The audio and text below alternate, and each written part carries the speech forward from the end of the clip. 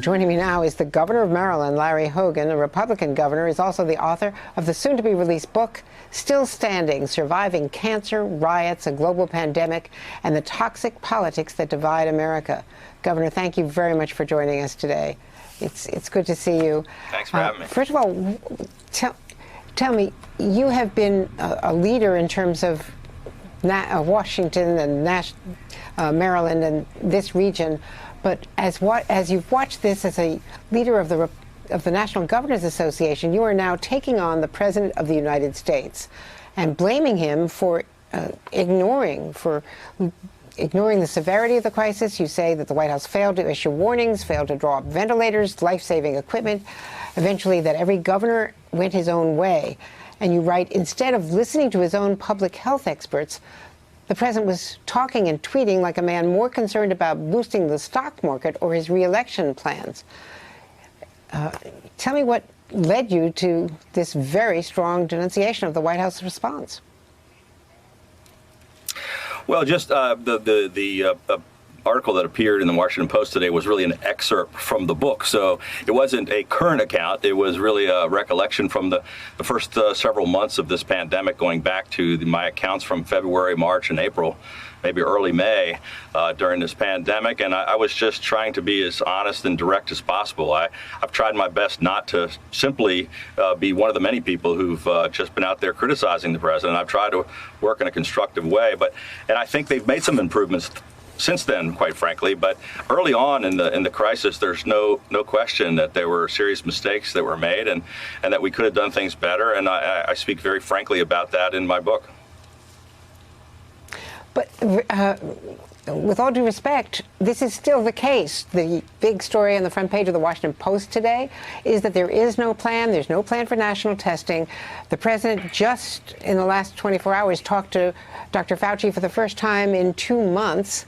The CDC has been eliminated from gathering daily hospital data, and it's now been transferred to the Department of Health and Human Services, to the criticism of most public health experts.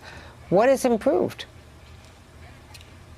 Well, I think those are some of the biggest mistakes that the president made throughout this pandemic, and that was not following the advice of the experts, the doctors, the scientists, his own CDC, and people like Dr. Fauci, who, in my opinion, has been the most respected, most trusted voice, and the guy that we're getting the most honest information from throughout this entire crisis. And quite frankly, this recent attack, this campaign against Dr. Fauci, in my opinion, is probably, although it was not covered in my book because it's happened so recently, I think it's probably one of the biggest mistakes that they've made, because throughout this, I think many Americans, myself included, have been listening very carefully to the advice and the input and the wisdom of Dr. Fauci, and to exclude him and some of the advice from the president's own team, I think, is a mistake. And I talk about this in the book. I mean, there were really smart people in the administration, in the CDC and HHS, and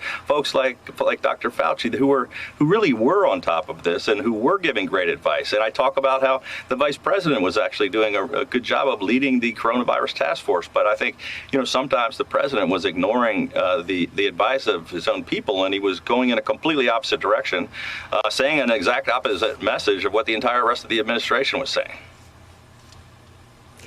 Now, Dr. Fauci still has not appeared at a task force meeting on something as important as reopening schools, which you as a governor know is critical to all of the people, all of your constituents, and all of the governors are worried about this around the country.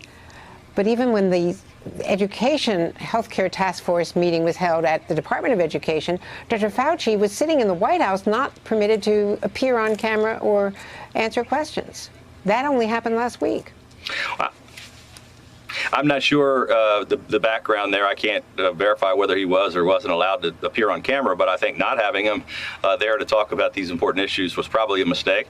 I'll say this. We had, as chairman of the National Governors Association, we had that very week on a Monday a really productive discussion where Dr. Robert Redfield laid out his CDC guidelines and recommendations to the states, which we found some really helpful information from the public health experts at the federal government. Many of the governors were we're happy with that, and it gave us some good advice to utilize in our states. And then I think the next day, the president came out and attacked his own the CDC director and his own coronavirus task force, what their recommendations were, and then tried to change the recommendations. Again, it's one of the things I'm talking about: the mixed messaging, the pinball of we get the good advice from the experts, and then we hear something different from the president. That was the most recent case of it. We had a great meeting, all the governors, with the vice president, with Robert Redfield. They came up with a really good report from the CDC, and the president stepped all over the message and started threatening people. And his education secretary went on television and refused to say what the plan would be to reopen schools. The president is still downplaying the pandemic, recently saying again that it would disappear. It's not part of his campaign messaging. Can he afford to ignore the pandemic, given his reelection difficulties and the latest polls, which we're going to be talking about with Chuck Todd in a moment? No, you certainly can't. I mean, we have these twin crises of the health crisis, of the global pandemic, which is not going away, is by no means behind us. In fact, we're seeing a huge spike in outbreaks in states across the country, and we've got the economic collapse that we've got to deal with as well. And obviously, these are going to be issues that are going to be critical to the campaign, but forget about the campaign. These are issues that are critical to the country, and we just need the president to lead and focus on these issues and maybe not worry so much about his Twitter account. Given the mistakes that he has made, as cataloged in your book and in this excerpt from the book that is in the Washington Post today, does he deserve re-election? What's that? Does the president deserve to be re-elected? Does he deserve to be re-elected given all of the mistakes he's made on the biggest crisis facing our country, the pandemic? Well, I think that's what the American people and are going to have a chance to decide between now and November. We've got a little over 100 days. This is going to be one of the most contentious, I would imagine, and most important elections we've had in our lifetime. And I think it's going to be a very tough battle. We're going to have to wait and see between now and then exactly what happens. Would you campaign for him? You know, I didn't campaign the first time. Right now, I'm the chair of the National Governors Association. I'm not getting actively involved in the politics and the campaign. I represent both Democratic and Republican governors, and we're a long way from that. I didn't vote for the president in the last race, and I'll have to decide what I'm going to do in this race in November. Like a lot of people in America, we'll have to just wait and see. Would you consider running for president yourself next time around? I think it's far too early to talk about that. I mean, let's get beyond the race in November. I have an important day job until January of 2023, and we're in the middle of a couple of really important crises. So I don't want to talk about 2024. But I think after November, regardless of what happens, we're going to be re-examining our divisive politics today, and both parties are going to figure out where they're going to head over the next 4 years. Well, Governor, thank you very much. Congratulations on the book. We look forward to reading the whole book. I think it's coming out on July 28th. Thank you very much, sir. Thank you. Hey there, I'm Chris Hayes from MSNBC. Thanks for watching MSNBC on YouTube. If you want to keep up to date with the videos we're putting out, you can click subscribe just below me or click over on this list to see lots of other great videos.